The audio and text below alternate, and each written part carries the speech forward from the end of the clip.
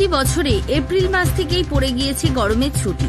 কারণ যে হারে তীব্র দাবদাহ শুরু হয়ে গিয়েছিল, সেই কারণেই সরকারের তরফ থেকে তড়িঘড়ি গরমের ছুটির নির্দেশ দেওয়া হয়।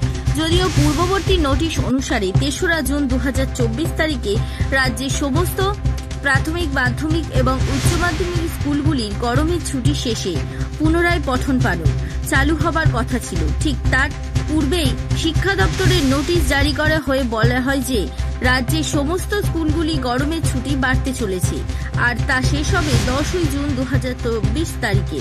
অর্থাৎ আগামী 10ই জুন ২০২৪ তারিখ পর্যন্ত পশ্চিমবঙ্গের সমস্ত সরকারি সাহায্যপ্রাপ্ত প্রাথমিক, মাধ্যমিক এবং উচ্চ মাধ্যমিক স্কুলগুলিতে পুনরায় পঠন পাঠন চালু হতে চলেছে।